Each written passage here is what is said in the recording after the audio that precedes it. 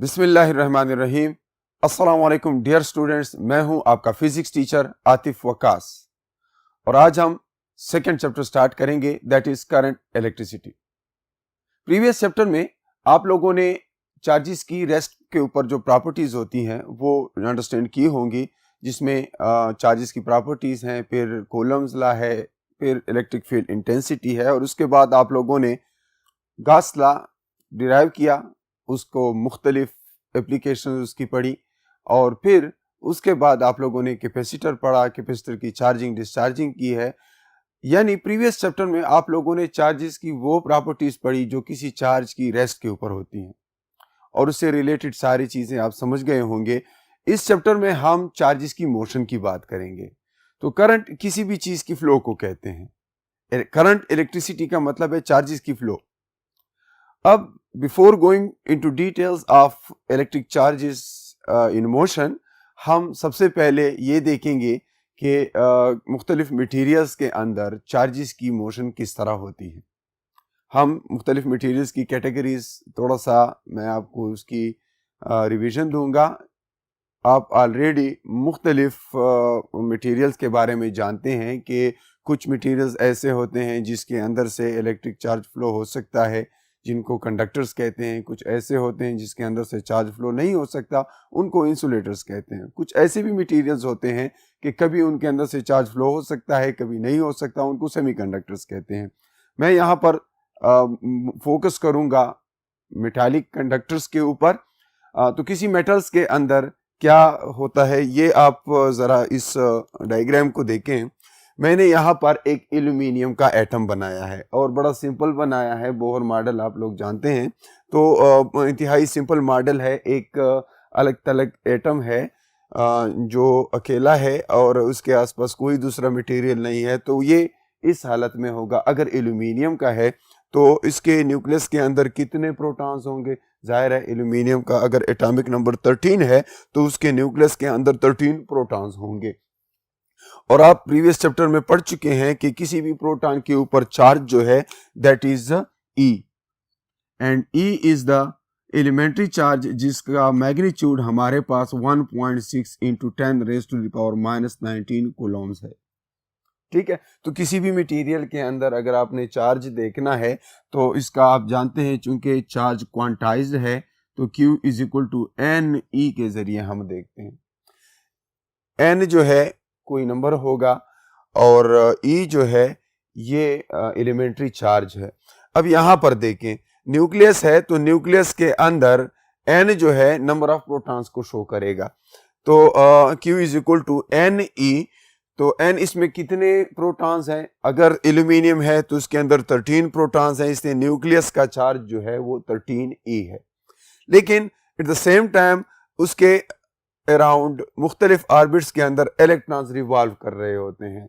तो अगर एक नॉर्मल एटम है एल्यूमिनियम का और इक्विलिब्रियम में है आम कंडीशंस में, तो उसमें same number of electrons and protons होते हैं। अगर उसमें 13 प्रोटॉन्स हैं तो इसी तरह उसके अराउंड मुख्तलिफ ऑर्बिट्स में 13 इलेक्ट्रॉन्स भी होते हैं। तो वो एटम ओवरऑल न्यूट्रल होता है। लेकिन जब उस एटम के साथ और एटम्स आ जाते हैं और सिचुएशन ये बन जाती है कि कोई बॉन्ड डेवलप हो जाते हैं, तो ये एल्यूमिनियम चूंकि मेटल है और मेटल्स के सारे एटम्स इकट्ठे होते हैं तो उनमें मेटालिक बॉन्ड बनता है। मेटालिक बॉन्ड जो है वो किस तरह से बनता है? तो ये वही क्लासिकल फ्री इलेक्ट्रॉन मॉडल है कि किसी मेटल के अंदर, अब मैंने यहाँ पर एल्यूमिनियम का एक मटेरियल बनाया हुआ है जिसमें बहुत सारे एटम्स हैं और आप देख रहे हैं कि मैंने यहाँ पर +3E लिखा है। ये सिर्फ न्यूक्लियस नहीं है, ये यहाँ पर अगर आप देखें तो 13 प्रोटॉन्स न्यूक्लियस के अंदर मौजूद हैं। पहले शेल के अंदर, एटम के पहले शेल में 2 इलेक्ट्रॉन्स हैं, दूसरे में 8 हैं, तो ये 2 शेल तो फिल हो गए। इसके अलावा के जो इलेक्ट्रॉन्स हैं वो आखिरी शेल में है, वो 3 हैं और उसमें कितने आ सकते हैं? अगर आप किसी भी हुंड्स रूल से करें या इलेक्ट्रॉनिक कॉन्फ़िगरेशन करें तो आखिरी शेल इसका इनकम्प्लीट है।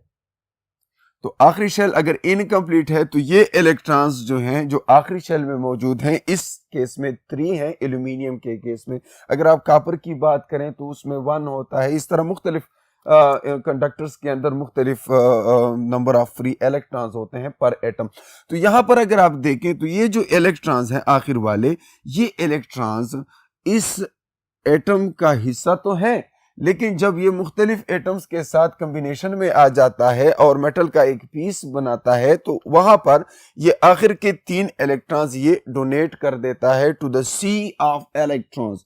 आप देख रहे हैं इसका अगर आप चार्ज देखें, ये जो फील्ड ऑर्बिट्स हैं और साथ में उसके न्यूक्लियस है। अगर इसका टोटल चार्ज देखें तो इसके अंदर चूंकि हमारे पास 13 जो है प्रोटॉन्स हैं और उसमें कितने इलेक्ट्रॉन्स हैं, उसके अंदर इलेक्ट्रॉन्स हमारे पास मौजूद हैं 10, 2 फर्स्ट ऑर्बिट में और 8 दूसरे में, तो वो 10 माइनस ई है क्योंकि इलेक्ट्रॉन का चार्ज माइनस ई है। तो टोटल नंबर उनकी जो बन जाती है that is 3e plus 3e बनता है क्योंकि प्रोटॉन की तादाद ज्यादा होती है। तो इसको हम कोर ऑफ एल्यूमिनियम कहते हैं, कोर एटम्स कहते हैं, या इसको आप कर्नल कह सकते हैं, कर्नल। इस कर्नल के अंदर आप जानते हैं कि चूंकि 10 इलेक्ट्रॉन्स हैं और 13 प्रोटॉन्स हैं तो इसका चार्ज प्लस 3 आएगा। इस तरह प्लस 3e के कर्नल्स इस तरह पड़े होते हैं और उनके हर एक एटम के जो फ्री इलेक्ट्रॉन्स है या जो आखिरी शेल के अनबाउंड इलेक्ट्रॉन्स है वो इसी तरह फ्री होते हैं, एक ग्लू का काम करते हैं उस मटेरियल को जोड़ के रखने में। तो ये मेटालिक बॉन्ड भी इसी तरह से बनती है और यही फ्री इलेक्ट्रॉन जो है कंडक्शन में हिस्सा लेते हैं। जब भी इस मटेरियल के अक्रॉस हम पोटेंशियल डिफरेंस अप्लाई करते हैं, जब भी कोई वोल्टेज सोर्स इसके अक्रॉस लगाते हैं और इनमें पोटेंशियल डिफरेंस डेवलप हो जाता है, तो क्या होता है, ये फ्री इलेक्ट्रॉन जो है ये मूव होना शुरू हो जाते हैं। इन फ्री इलेक्ट्रॉन की मोशन की वजह से इस मटेरियल के अंदर फिर क्या होता है, एक करंट डेवलप हो जाता है। तो क्लासिकल फ्री इलेक्ट्रॉन मॉडल ये है कि फ्री इलेक्ट्रॉन्स मौजूद होते हैं मेटल्स में जो कि मटेरियल के अंदर करंट के फ्लो में हेल्प करते हैं। ठीक, तो इसके अलावा इसमें कोई ऐसी बात नहीं है जो आपको समझ ना आ सके। सिंपली एक एल्यूमिनियम का एटम मैंने पहले बताया कि उसके अंदर 13 इलेक्ट्रॉन्स हैं, उसके 10 इलेक्ट्रॉन उसके न्यूक्लियस के गिर्द फील्ड हैं और वो जो है उसके अंदर मौजूद इलेक्ट्रॉन कंडक्शन में हिस्सा नहीं लेते, जबकि वो इलेक्ट्रॉन्स जो उसके आखिरी अनबाउंड या अनफील्ड ऑर्बिट में होते हैं तो वो इलेक्ट्रॉन जो है वो कंडक्शन में हिस्सा लेंगे, उनको हम फ्री इलेक्ट्रॉन्स कहते हैं। ओवरऑल इस मटेरियल को अगर देखा जाए तो जब तक हमने इसके क्रॉस कोई पोटेंशियल डिफरेंस अप्लाई नहीं की होती और ये आइसोलेटेड मेटल पीस पड़ा होता है तो उसके अंदर कोई चार्ज नहीं होता। चार्ज होते हैं, आप देख रहे हैं बेशुमार चार्जेस हैं, लेकिन उन चार्जेस का सम 0 होता है। ओवरऑल ये न्यूट्रल होता है। तो फिर फ्री इलेक्ट्रॉन का मतलब क्या है? फ्री इलेक्ट्रॉन का मतलब ये है कि वो इस कोर का हिस्सा नहीं, वो इस कर्नल का हिस्सा नहीं है, वो फ्री होते हैं, इधर उधर मूव कर सकते हैं, कभी एक एटम के अराउंड, कभी दूसरे के अराउंड, कभी तीसरे के around. So they wander around in the regions in between these core atoms. अब किसी रियल मेटल की अगर आप बात करें तो उसके ये जो कोर एटम्स है वो भी वाइब्रेट कर रहे होते हैं, इलेक्ट्रॉन भी मोशन में होते हैं। तो इतनी सिंपल कहानी नहीं होती। तो जब भी हमने इसके क्रॉस जो है पोटेंशियल डिफरेंस अप्लाई की तो ये जब मोशंस होती है तो बहुत सारे कोलिजन्स होते हैं, इंटरेक्शंस होते हैं और फिर कहीं जाकर उनका नेट इफेक्ट हमें मिलता है from one terminal of a battery to the other terminal of battery. तो इस पे आगे हम बात करेंगे, लेकिन पहले आपको ये थोड़ा सा बताना जरूरी समझता था कि क्लासिकल फ्री इलेक्ट्रॉन मॉडल आपको मालूम हो। इसके बाद हम बात करेंगे बाकायदा इलेक्ट्रिक करंट की कि इलेक्ट्रिक करंट क्या होता है, कितनी तरह का होता है और किस तरह इसको मैथमेटिकली हम फाइंड कर सकते हैं। ठीक है, तो हम उसकी तरफ जाते हैं।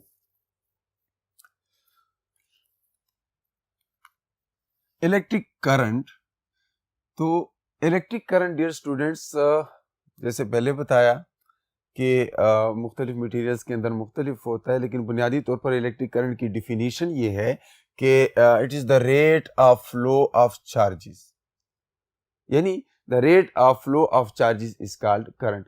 किसी कंडक्टर के अक्रॉस पर यूनिट टाइम कितना चार्ज फ्लो होता है।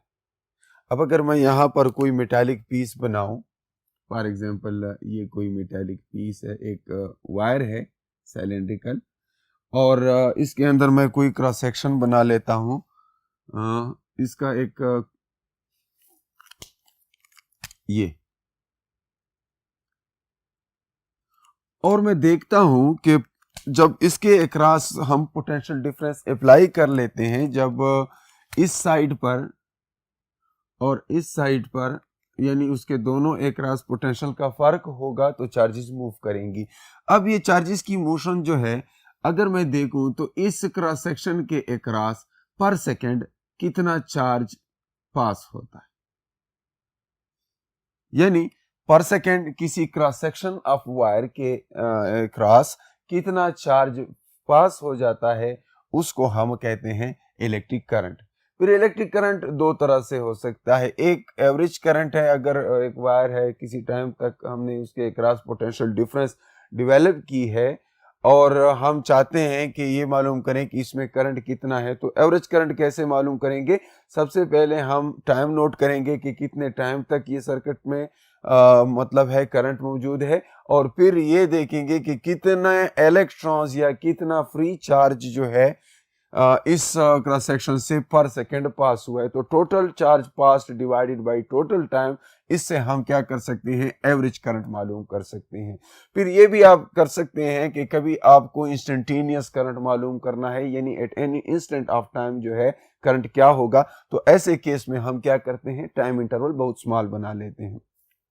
और आप जानते हैं कि जब भी कोई इंस्टेंटेनियस फिनोमेना की हम बात करते हैं, चाहे वो इंस्टेंटेनियस वेलोसिटी हो, इंस्टेंटेनियस एक्सेलरेशन हो, इंस्टेंटेनियस करंट हो, तो हमने करना क्या है? सिर्फ टाइम का इंटरवल स्मॉल से स्मॉल करना है।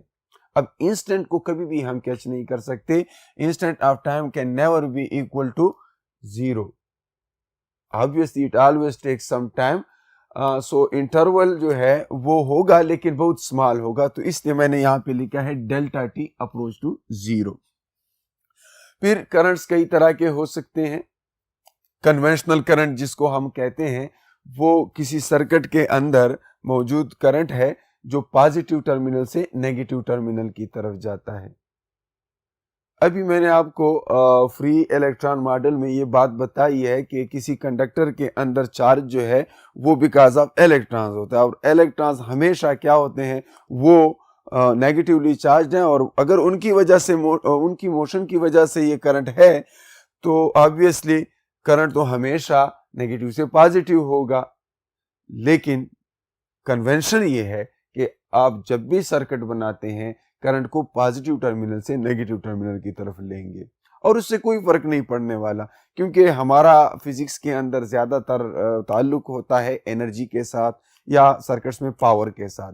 दोनों केसेस में करंट का स्क्वायर आता है आई स्क्वायर आर या आई स्क्वायर आर टी, वो हम नेक्स्ट क्लासेस में करेंगे।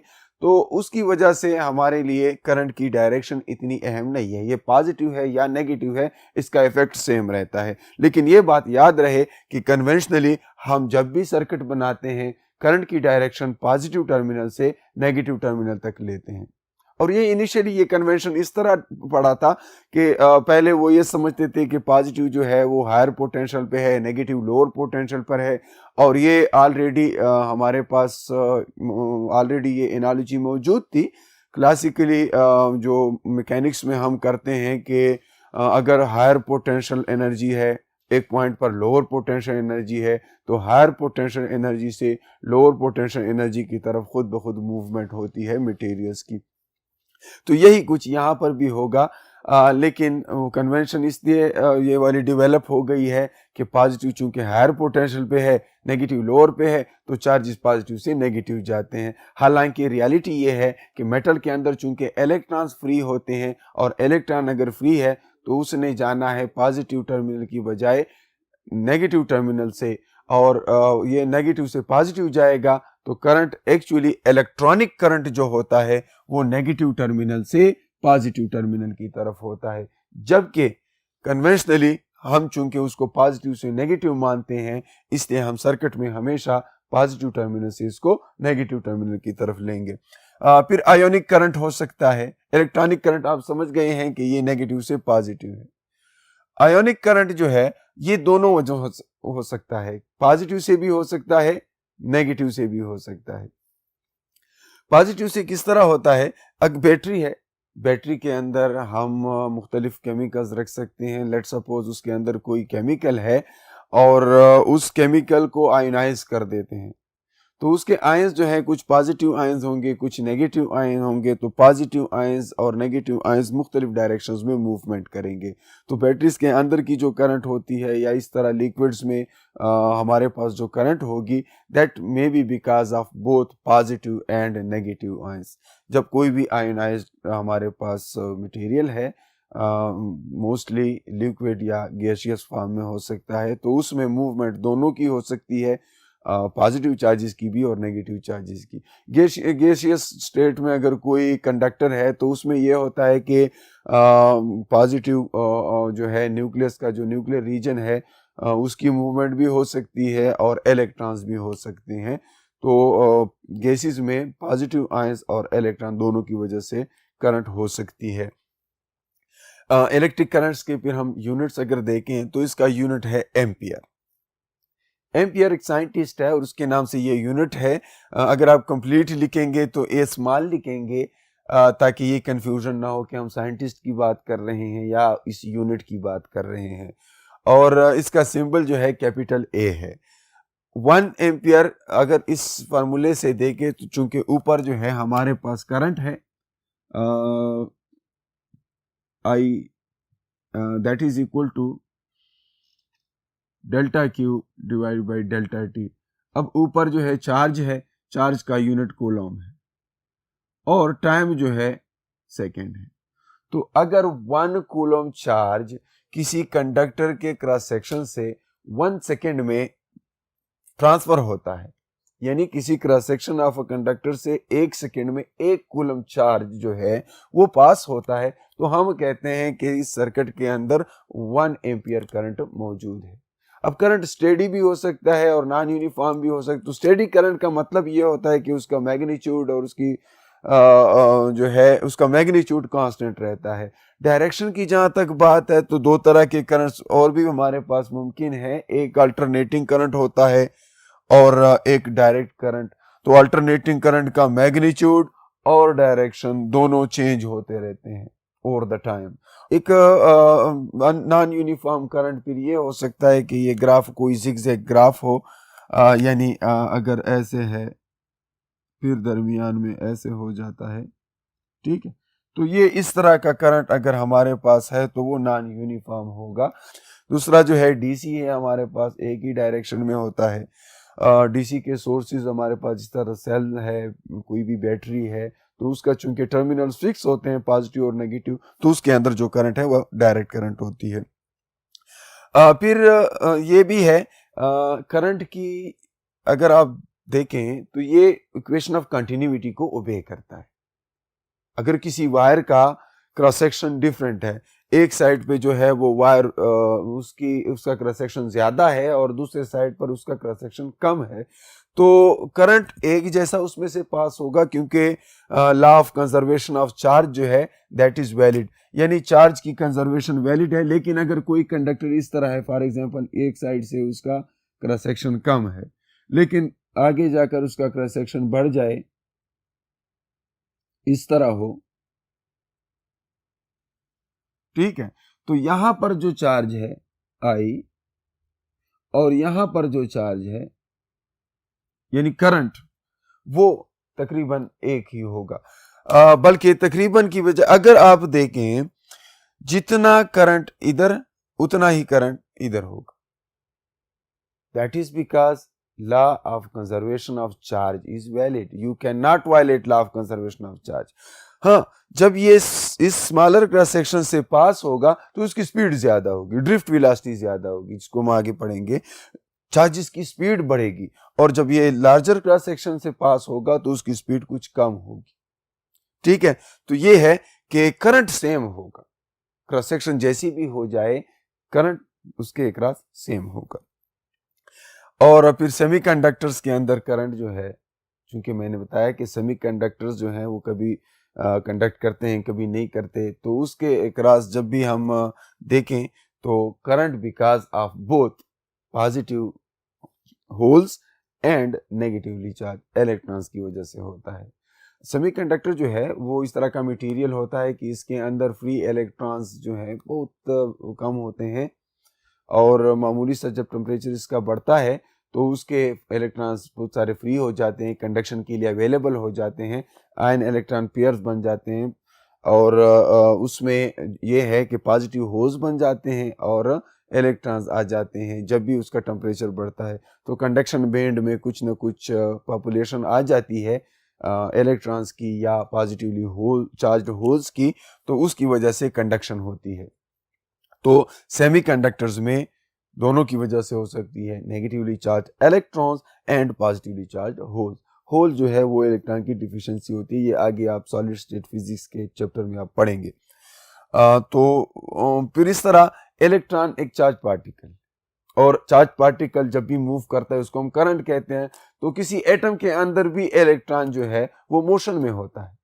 तो वो चार्ज पार्टिकल जब एटम के अंदर मोशन में होता है, किसी सर्कल में यूनिफॉर्म मोशन कर रहा है, तो उसका हम कैसे फाइंड करेंगे? अगर हमें उसकी करंट फाइंड करनी है कि क्या उसका भी कोई करंट होगा या नहीं, तो इसके लिए हम, जाहिर है Q/T है, तो Q इस केस में E है, और T जो है टाइम जिसके अंदर वो एक कंप्लीट रिवॉल्यूशन करता है। तो टाइम क्या होता है, हम ये तो जानते हैं कि S = VT, तो T = S / V।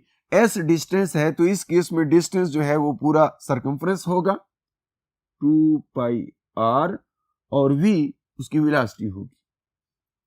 ठीक है, तो ये इसका time taken for a complete revolution होगा। और ये अगर हम यहाँ पर सब्स्टिट्यूट करें, इसको रीअरेंज कर लें, so this equation is for an electron that is revolving in any orbit. So वहां पर उसका कुछ ना कुछ करंट होता है, और वो करंट इस तरह से हम फाइंड कर सकते हैं। इसको कभी आप इस तरह भी देखेंगे, कहीं पे लिखा हुआ होगा E ओमेगा / 2π। ओमेगा उसकी एंगुलर फ्रीक्वेंसी उसको कहते हैं, एंगुलर वेलोसिटी कहते हैं, उस इलेक्ट्रॉन की एंगुलर वेलोसिटी होती है around any in any orbit. ये V/r ओमेगा की इक्वल है, और वो आप फर्स्ट ईयर में पढ़ चुके हैं, V = r ओमेगा, जब आप लीनियर और एंगुलर क्वांटिटीज को रिलेट करते हैं। तो ये था इलेक्ट्रिक करंट के मुतालिक। अब आगे जाते हैं, थोड़ा सा इसकी कुछ और टर्मिनोलॉजीज हैं जो बार बार हम यूज़ करेंगे, तो उसको भी हम डिस्कस कर लेते हैं। उसमें से एक है करंट डेंसिटी, फिर आगे ड्रिफ्ट वेलोसिटी। ठीक है, तो इन चीज़ों को भी डिस्कस कर लेते हैं। डियर स्टूडेंट्स, इस चैप्टर के अंदर एग्जाम पॉइंट ऑफ व्यू से भी बहुत सी इंपॉर्टेंट चीज़ें हैं बोर्ड के एग्जाम के हवाले से, लेकिन बहुत सारे छोटे छोटे फार्मूले ईटा के हवाले से इसमें बहुत हैं। तो इस आज के लेक्चर में ये जो मैं कुछ ऐसी चीज़ें आपको बता रहा हूँ जो आपकी टेक्स्ट बुक में आपके बड़ा सिंपल है, तो आपकी टेक्स्ट बुक में शायद ये इक्वेशंस आपको नज़र नहीं आएंगी, लेकिन ये बहुत इंपॉर्टेंट है। ये मुख्तलिफ टेस्ट जो आपके आगे आएंगे, FEC के बाद आप यूनिवर्सिटीज़ में जाएंगे तो उसके लिए एंट्रेंस टेस्ट होता है। उन टेस्ट में ये सारे छोटे छोटे फार्मूले जो हैं, इनकी बेस पे न्यूमेरिकल प्रॉब्लम्स आते हैं। चाहे आप BS फिजिक्स में जाएं, केमिस्ट्री में जाएं, आप किसी भी फील्ड ऑफ साइंस में जाएं, फार्मेसी में जाएं, मेडिकल में जाएं, इंजीनियरिंग में जाएं, तो उनके जो टेस्ट होते हैं ये बेसिक फिजिक्स में किसी न किसी तरह मौजूद होती है। तो इसलिए इन फार्मूलों को ज़हन नशीन करें, और ये जो छोटे मोटे और फार्मूले उससे डिराइव होते हैं, इसकी भी प्रैक्टिस करें, इसके ऊपर अपने लिए प्रॉब्लम्स बनाएं, ताकि उन प्रॉब्लम्स की बेस पे आप फिर प्रैक्टिस करें और किसी भी टेस्ट में आप इसको आसानी से फिर सॉल्व कर सकें। तो इसके बाद हम जाते हैं करंट डेंसिटी की तरफ कि करंट डेंसिटी क्या होती है।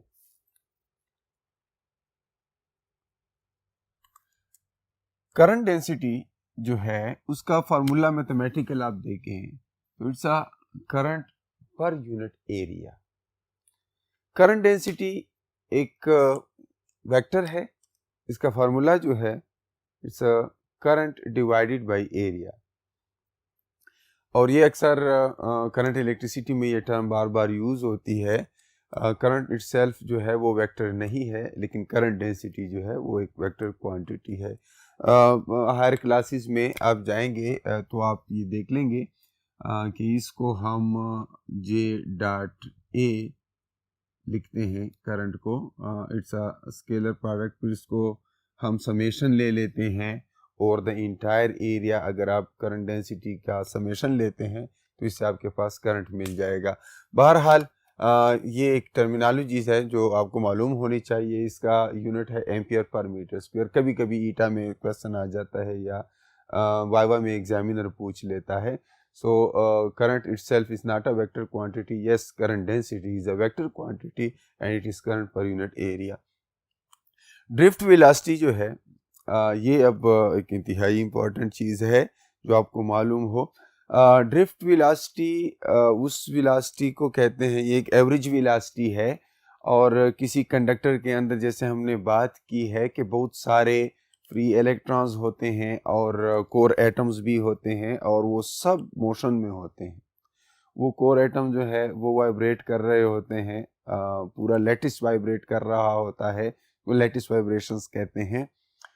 उसके अंदर मौजूद इलेक्ट्रॉन रैंडम मोशन करते हैं। तो उन सारी वजूहात की वजह से ये हो सकता है कि जब इलेक्ट्रॉन उस मटेरियल के अंदर से पास होता है तो उसको बहुत सारे कोलिजन्स का सामना करना पड़ता है, जिसकी वजह से उसका पाथ ऑफ मोशन जो है वो स्ट्रेट नहीं रहता। और असल जो मोशन है वो ऑब्वियसली हम नहीं बता सकते कि असल पाथ उसका क्या है। It's very difficult to trace the original path followed by any electron while passing through a conductor while causing current. तो इसलिए हम क्या करते हैं, हम उनका एवरेज ले लेते हैं। लेकिन अगर आपने कोई करंट अप्लाई नहीं किया, कि आपने पोटेंशियल डिफरेंस इसके अक्रॉस से नहीं लगाया, फॉर एग्जांपल इनिशियली वो ऐसे था, लेकिन जब मैं ये टर्मिनल उसके साथ जोड़ लेता हूँ कंडक्टर के साथ, इस साइड पर मैंने पॉजिटिव टर्मिनल उसके साथ जोड़ लिया, इस साइड पर नेगेटिव टर्मिनल जोड़ लिया, अब सिचुएशन डिफरेंट होगी। पहले तो इसकी जिगजैग मोशन थी, रैंडम थी और कोई नेट इफेक्टिव मोशन ना राइट साइड पे थी ना लेफ्ट साइड पे थी। तो कोई भी मेटल पीस जो है उसको उठाएं उसके अंदर करंट नहीं होता। हालांकि इलेक्ट्रॉन वहां पर थर्मली एक्साइटेड होते हैं, कोई ना कोई थर्मल एनर्जी उसके पास होती है जिसकी वजह से वो मोशन में होते हैं। उधर लेटिस वाइब्रेशन भी होती है, कोर एटम्स भी वाइब्रेट कर रहे होते हैं, लेकिन ओवरऑल नेट जो उसकी वेलोसिटी है वो हम जीरो मानते हैं बिकॉज कोई करंट नहीं होता। एक्चुअल जो उसकी स्पीड है एक इलेक्ट्रॉन की, उसके अपने रैंडम मोशन की, वो है almost 10 raise to the power 5 metre per second. कितनी है फ्री इलेक्ट्रॉन की स्पीड? तकरीबन 10 raise to the power 5 metres in 1 second. लेकिन हम यूज करते हैं इसकी ड्रिफ्ट वेलोसिटी, क्योंकि एक्चुअली तो हमें तो उसकी एक्चुअल वेलोसिटी चाहिए, और एक्चुअली तो उसके अंदर बहुत सारे एटम्स हैं, बहुत सारे इलेक्ट्रॉन्स हैं कंडक्टर के अंदर। तो जब भी इलेक्ट्रॉन उसमें से पास होगा उनकी मोशंस की वजह से उनमें कोलिजन्स होंगी और उसका पाथ रैंडम होगा और वो उस स्पीड से अगले साइड पे नहीं जा पाएगा जिस स्पीड से वो फ्री होके जा सकता है। तो कहानी बहुत मुश्किल होती है इसके अंदर के ट्रेवल की, और उसको हम इतना इजीली नहीं बता सकते। बहरहाल हम क्या करते हैं, स्टैटिस्टिक्स यूज करते हैं, हम उनकी एवरेज वेलोसिटी की बात करते हैं। तो वो टोटल एवरेज वेलोसिटी कि जिससे कोई फ्री इलेक्ट्रॉन्स जो हैं किसी मेटल के अंदर ड्रिफ्ट होते हैं। तो मोशन उनकी हर तरफ होती है इस तरह जिगजैग, लेकिन साथ साथ वो किसी डायरेक्शन में भी जा रहे होते हैं। अगर आपने उसके क्रॉस पोटेंशियल डिफरेंस अप्लाई की है और आप इलेक्ट्रॉन्स की बात कर रहे हैं तो वो नेगेटिव से दूर भी होते जाते हैं और अंदर ही अंदर मुख्तलिफ कोलिजन की वजह से रैंडम पाथ पे भी जा रहे होते हैं। तो मैं इसको थोड़ा सा सिंपल नजर आने के लिए इस डायग्राम को थोड़ा सा अमेंड कर देता हूँ, उसमें थोड़ी चेंजेस लेके आ जाता हूँ, क्योंकि अभी मैंने इसके क्रॉस पोटेंशियल डिफरेंस अप्लाई कर लिया है, इसको मैंने बैटरी के टर्मिनल्स के साथ ज्वाइन कर लिया है। अब इन इलेक्ट्रॉन की मोशन किस तरह हो जाएगी, ये अगर इलेक्ट्रॉन्स हैं तो ये अवे फ्रॉम नेगेटिव जाएंगे, ठीक है, उनकी ये पर्टिकुलर डायरेक्शन हो जाएगी। फिर भी ये मैं ओवर सिंप्लीफिकेशन कर रहा हूँ, एक्चुअली फिर भी वो उसी तरह रैंडम पाथ पे जा रहे हैं, लेकिन चूंकि यहाँ पर पॉजिटिव टर्मिनल है, वहाँ पर नेगेटिव है, तो इलेक्ट्रॉन जो है पॉजिटिव टर्मिनल की तरफ मूव होना शुरू हो जाते हैं और उस सर्किट के अंदर मौजूद कंडक्टर में करंट जो है वो डेवलप हो जाता है। तो करंट जो है चार्जेस की इस मोशन को कहते हैं। एक्चुअली वो इलेक्ट्रॉन्स रैंडम पाथ पे जा रहे होते हैं, लेकिन एक तरह का ड्रिफ्ट उसमें होता है from higher potential to lower potential, और इलेक्ट्रॉन की एक्चुअल मोशन और साथ साथ में वो आहिस्ता आहिस्ता वो उस डायरेक्शन में भी जा रहे होते हैं जिस डायरेक्शन में उसको बैटरी धकेल रही है। अब ड्रिफ्ट वेलोसिटी फाइंड करने के लिए हम उसको इतने आसानी से नहीं कर सकते। अगर हमें लेंथ मालूम है किसी कंडक्टर की और हमें टाइम मालूम है, तो जहन में सवाल आता है कि यार अगर ये दोनों चीज़ें मालूम है तो आसानी से आप स्पीड मल्टीप्लाइड विद टाइम क्यों नहीं करते?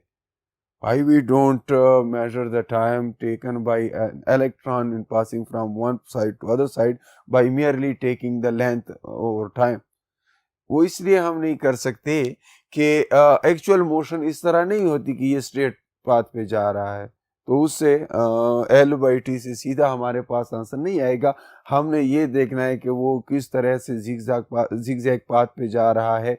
अब चूंकि वो पाथ तो हम ट्रेवर्स नहीं कर सकते, हम नहीं देख सकते कि उसका पाथ क्या होगा, इसलिए हम एवरेज और इस तरह से काम चला लेते हैं। लेकिन बहरहाल अगर आप लेंथ की बजाय आप हाफ ए टी स्क्वायर लिखे, that is S is equal to V I T plus half A T square, so we start an electron from rest and then we take this equation, it is half at square.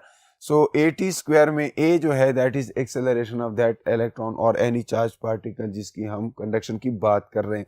तो एक electron के लिए a क्या होगा? तो आप जानते हैं न्यूटन लॉ से कि a is force per unit mass, force by mass। अब फोर्स इस केस में क्या है? जाहिर है यहाँ पर हम इलेक्ट्रिक फील्ड्स की बात करेंगे, तो इलेक्ट्रिक फील्ड की डिफिनीशन के मुताबिक आप जानते हैं it is force per unit charge. तो इलेक्ट्रिक फील्ड क्या होगी? Electric charge multiplied with the electric field, इससे आपको फोर्स मिलेगी। जब ये सब्स्टिट्यूट कर लेते हैं एक्सेलरेशन के लिए और टाइम के लिए टा हमने सब्स्टिट्यूट करना है। टा क्या है? टा इज द रिलैक्सेशन टाइम। जैसे मैंने कहा कि वो इलेक्ट्रॉन्स बार बार कोलाइड करते हैं, आपस में कोलाइड करते हैं या कोर एटम्स के साथ कोलाइड करते हैं। ये कोलिजन भी फिजिकल कोलिजन उस तरह नहीं होती जिस तरह बिलियर्ड बाज आपस में कोलाइड हो जाएं या स्नूकर बाज आपस में कोलाइड हो जाएं या कोई से दो पत्थर आप कोलाइड कर दे। ये कोलिजन असल में उनके फील्ड्स की इंटरेक्शन होती है। तो ये इंटरेक्शन कर सकता है उधर मौजूद और इलेक्ट्रॉन के साथ, और फिर इस तरह वहां पर मौजूद कोर एटम्स के साथ भी इसकी इंटरेक्शन हो सकती है। तो इन सारी इंटरेक्शंस की वजह से उसकी मोशन स्ट्रेट पाथ पे नहीं होती। तो ये दो कोलिजन्स के दरमियान का जो वक्फा होता है उसको हम रिलैक्सेशन टाइम कहते हैं। इस तरह एक मीन फ्री पाथ भी होता है कि दो कोलिजन्स के दरमियान उसने जो पाथ कवर किया होता है उसकी लेंथ को अगर उसको एवरेज ले लिया जाए सारे कोलिजन्स का, तो हर दो कोलिजन्स के दरमियान वाले पाथ को मीन एवरेज क्या कहते हैं? Mean free path. सो यहाँ पर अगर हम एक्सेलरेशन की जगह E divided by m put करें और टाइम की जगह टा यानी रिलैक्सेशन टाइम पुट करें, तो ये इक्वेशन हमारे पास लेंथ के लिए आ जाती है। और इसको जब इस जगह पे सब्स्टिट्यूट करें टाइम पे, तो हमारे पास ये कुछ इक्वेशन आ जाती है। याद रहे डियर स्टूडेंट्स कि इसके अंदर हमारे पास ड्रिफ्ट वेलोसिटी में ये सारी चीजें मौजूद हैं। ये इलेक्ट्रिक चार्ज है, यानी charge on an electron that is 1.6 into 10⁻⁻19 coulomb. ये इलेक्ट्रिक फील्ड की स्ट्रेंथ है और ये रिलैक्सेशन टाइम है। तो ये यहाँ पर हमारे पास सिर्फ टी होगा। वजह यह है कि एक टी इसके साथ कैंसिल हो जाएगा क्योंकि हम ड्रिफ्ट वेलोसिटी की बात कर रहे हैं, वो सिर्फ लेंथ था। तो लेंथ की वैल्यू जब पुट करेंगे ना, तो यहाँ पर ऑलरेडी टाइम हमारे पास मौजूद है, तो एक टाइम उसके साथ कैंसिल हो जाएगा और हमारे पास ड्रिफ्ट वेलोसिटी की ये रिलेशन रह जाएगी। इसी तरह ड्रिफ्ट वेलोसिटी को in terms of area of cross section भी लिख सकते हैं। जैसे पहले मैंने बात की है कि कभी कभी यूं होता है कि क्रॉस सेक्शन यूनिफॉर्म नहीं रहता किसी वायर का, लेकिन हम चार्ज की कंजर्वेशन को वायलेट नहीं कर सकते। इसलिए हम ये कहेंगे कि चाहे क्रॉस सेक्शन कम है या क्रॉस सेक्शन ज्यादा है, अगर यूनिफॉर्म मैग्नीट्यूड ऑफ करंट है तो इसलिए एक साइड पे भी जितना करंट होगा उस लार्जर एरिया के साइड पे भी उतना ही करंट होगा, यानी current through out the conductor would be uniform whether the conductor itself is not of uniform acceleration cross sectional area. ऐसे केस में जहां पर फिर कंडक्टर पतला होगा, उसका क्रॉस सेक्शनल एरिया कम होगा, तो उसकी वेलोसिटी जो है इलेक्ट्रॉन्स की ज्यादा होगी और वाइस वर्सा। इसलिए मैंने यहाँ पे इनवर्स रिलेशन शो किया है। तो एरिया चूंकि यहाँ पर डिनोमिनेटर में आ जाता है, ये ई जो है ये स्मॉल ई होना चाहिए, ये गलती से मैंने कैपिटल लिख लिया था। तो इस तरह भी लिखा जा सकता है, इसको इस तरह भी लिख सकते हैं। ये मुख्तलिफ मैंने इसके नोटेशंस की हैं। एक्चुअली मुख्तलिफ टेस्ट में नज़र से गुजरी हैं एमसीक्यूज में, तो इसलिए ये बताना ज़रूरी समझता हूँ। ये ड्रिफ्ट वेलोसिटी है, ये करंट है, ये इसमें चार्ज डेंसिटी है, number of free electrons per unit volume, ये ई जो है किसी एक इलेक्ट्रॉन का चार्ज है और ए क्रॉस सेक्शनल एरिया है। तो आप इसको इस तरह लिखें, इस relation between current and the drift velocity. फिर इसको आप इन टर्म्स ऑफ रेजिस्टिविटी भी लिख सकते हैं, वो जब हम रेजिस्टिविटी का टॉपिक पढ़ लेंगे तो वहां पर वो भी मैं आपको बता दूंगा। अगर क्रॉस सेक्शनल एरिया कम है तो वहां पर चार्जेस की स्पीड बढ़ जाती है, क्योंकि law of conservation of charge तो वायलेट हम कर नहीं सकते, क्योंकि law of conservation of charge जो है इसका मतलब यह है कि एक जैसा चार्ज एक जैसे टाइम में आगे ट्रांसफर होगा। तो इसलिए करंट एक जैसा रहेगा लेकिन उसकी स्पीड कम ज्यादा होगी because of the area of cross section. ठीक है, और इसके बाद करंट जो है वेक्टर क्वांटिटी नहीं है, ये बात आपको मालूम होना चाहिए। करंट जो है वो इसलिए वेक्टर क्वांटिटी नहीं है कि अगर हम बात करें किसी वायर की, फॉर एग्जांपल यहां पर एक वायर है, ठीक है, और उस वायर के अंदर करंट है, ये वायर इस पॉइंट पर ऐसे मैं एक दूसरे वायर के साथ जोड़ लेता हूं और फिर एक वायर यहां से यहां तक मैं जोड़ लेता हूं। ठीक है, अब इस पॉइंट से इसको मैं कह देता हूं ए और इसको कह देता हूं बी। ए से बी तक मुझे करंट लेके जाना है। लेट सपोज मैं कहता हूं कि यहां पर करंट जो है इस रास्ते से अगर मैं भेजूं 10 एम्पियर है, ये भी 10 एम्पियर है। ऑब्वियसली जितना चार्ज इधर है तो उतना उधर भी पास होगा, यानी करंट एक जैसा होगा। और अगर इन दो के एक रास में देखूं, यहां से इस तार के एक रास भेजूं तब भी 10 एम्पियर होगा। अब अगर ये वेक्टर होता तो फिर मैं क्या करता, पाइथागोरस थ्योरम यूज करता और फिर 10 square plus 10 square whole under the root, उससे कुछ और वैल्यू आती। हालांकि अगर आप देखें तो ये वही 10 एम्पियर है। इसलिए अगर ये वेक्टर लॉ ऑफ एडिशन को ओबे नहीं करता तो हम इसको वेक्टर नहीं कह सकते। दो it has magnitude and direction both, but it is not a vector quantity. It is a tensor quantity, but at this level you just consider it a scalar quantity. इसमें ये है कि पॉजिटिव और negative की importance जो है मौजूद है, जो आगे हम जब किरचॉफ लॉ पढ़ेंगे तो उसमें मैं बताऊंगा कि क्यों हमें पॉजिटिव और नेगेटिव लेना जो है उस वक्त ये ख्याल करना चाहिए, उसकी डायरेक्शन क्यों इंपॉर्टेंट है। बहरहाल करंट वेक्टर नहीं। एक एग्जाम्पल है आपकी बुक में करंट से रिलेटेड, एग्जाम्पल 12.1, और उसमें वो कहता है कि 10⁻18 इलेक्ट्रॉन्स पर सेकेंड किसी वायर के क्रॉस सेक्शन से पास हो रहे हैं, करंट बताएं, उसकी डायरेक्शन बताएं। तो करंट का फार्मूला वही है चार्ज बताया गया है, टाइम मालूम है, तो आप सिंपली क्या करेंगे 10 रेज टू द पावर 18, ये चूंकि in terms of electronic charge उसने बताया है ई, आपने इसको कूलम में कन्वर्ट करना है तो ई की जगह आप 1.6 इंटू 10⁻19 कूलम कर लें, ठीक है। और फिर नीचे जो है 1 सेकेंड है, तो अब ये कूलम्स पर सेकेंड में आ जाएगा। ये जो करंट होगा ये जितना भी ये आता है, फॉर एग्जांपल हमारे पास आ जाता है 1.6 into 10 raise to the power -1, या फिर इसको आप और भी 0.1 लिख सकते हैं, 0.16, ठीक है, इतने एम्पियर्स। क्लियर है? तो ये एम्पियर्स में है। अगर आप इलेक्ट्रॉनिक चार्ज की जगह 1.6 इंटू 10⁻19 कूलम लिख लें तो ये आपके पास आंसर आता है। या आप मिली एम्पियर्स में भी इसको लिख सकते हैं। तो एम्पियर के अलावा मिली और माइक्रो एम्पियर्स भी यूज़ होते हैं। एम्पियर्स बड़ा यूनिट है, अक्सर मिली एम्पियर्स और माइक्रो एम्पियर्स हम यूज़ करते हैं जब सर्किट्स को डील कर रहे होते हैं। तो ये इस तरीके से हम सॉल्व कर सकते हैं।